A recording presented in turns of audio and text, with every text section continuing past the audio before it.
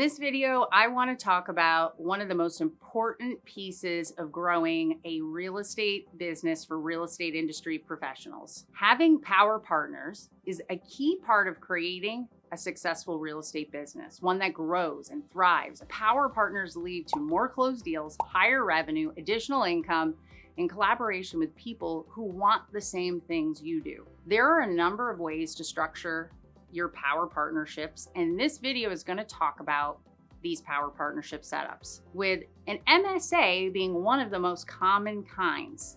But there are a few other options that you might not have heard about as well, so you're not going to want to miss it. By the end of the video, we're going to explain what an MSA is and help you figure out what your best partnership structure is so you can truly capitalize on your business and make more money. I'm Marsh. I'm originally a loan officer and real estate investor who has built a platform and a model that now helps real estate agents and loan officers add additional income to their businesses through different business models and power partnerships. So before jumping into what an MSA is, it's important to understand what a power partnership is in business. So power partnerships are business to business relationships or professionals that work in the same industry in some capacity and usually work with the same clients during a transaction. You could have a power partner in a loan officer, and a title agent or title company, an insurance agent, a home inspector. So you all work together to get to the finish line. And all of these people work with the same clients that you work with and provide a service that gets them to that finish line where they're purchasing a home. This alone doesn't make them a power partner just working on the same deal. It makes them a service provider. What makes someone a power partner is when you work together as a team to elevate the service and the experience for your mutual client so that they walk away having this positive and powerful home buying experience because of that relationship and service that you provide together. So agents, if you have built a power partnership with one of these professionals, there are several ways that you can solidify the partnership that you have with these people with something, the first one, which is that MSA being the structure. But like I said, it's not the only way. MSAs, let's talk about them first. MSA stands for Marketing Service Agreement, and it's a legal document between two parties where one professional is paying the other professional for access to marketing activities together that grows their business. And the two will be working with mutual clients and doing these marketing services. And although marketing service agreements have become a popular choice for many real estate agents and their partners, they're not the only ones, and they are not, I think, the most profitable option either for power partners.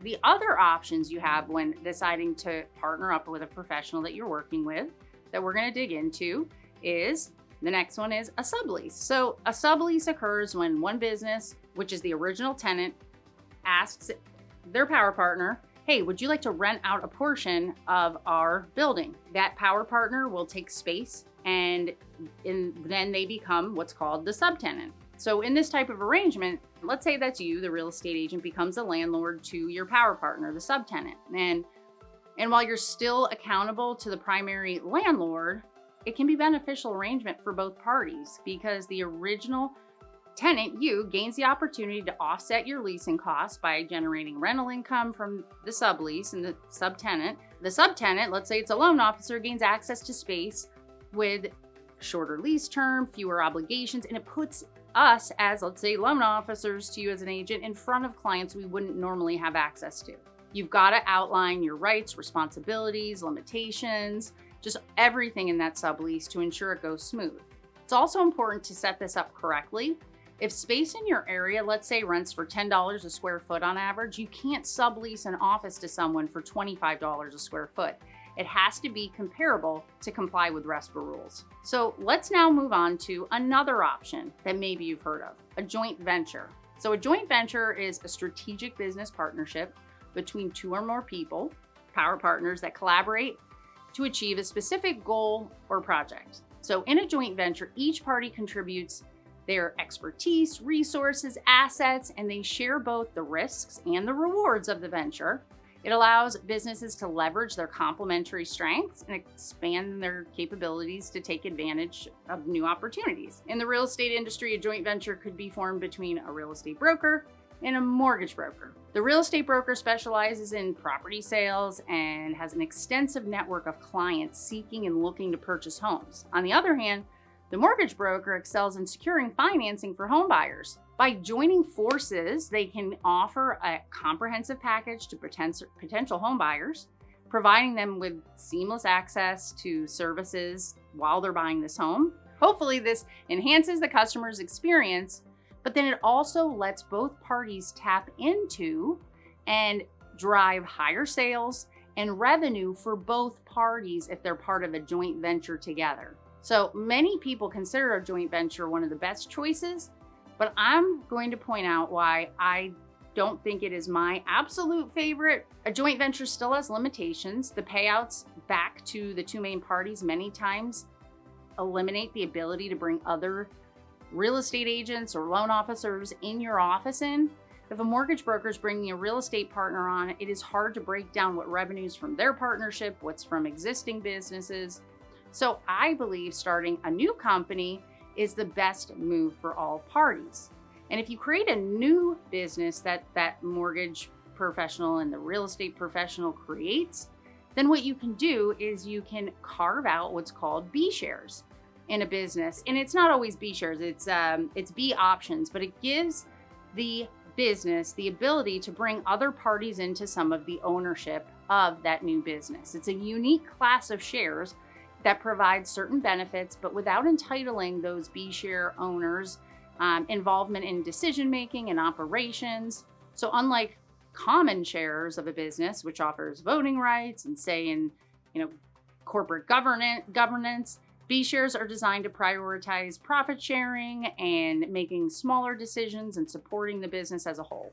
Owners of those B shares typically receive dividends and a share of the company's profits, allowing them to benefit financially from the business's success. This arrangement, I think, can be one of the most advantageous for all parties, so you can get more people involved in building a successful business, something that's profitable, but without assuming the responsibilities and risks of active participation in owning the business. For the new business that was formed, issuing these B shares, it's a way to raise capital while also maintaining control around the core stakeholders. And this all involves really opening an affiliated business that complements your primary business. And it's a very strategic move to expand your service offerings and create additional revenue streams for you as the owner and also for the other parties in your office who are part of making this business successful. And just like I shared the example with a real estate broker opening a mortgage brokerage, it could also be a title company that's an affiliated business. So by doing so, you can start providing that one-stop shop solution for your clients, streamlining the home buying process and enhancing the overall customer experience. And I know some of you are wondering, is doing this legally allowed? It is allowed if it's done the correct way and if your customer is the focus of the venture. And no one can be paid for referrals in real estate.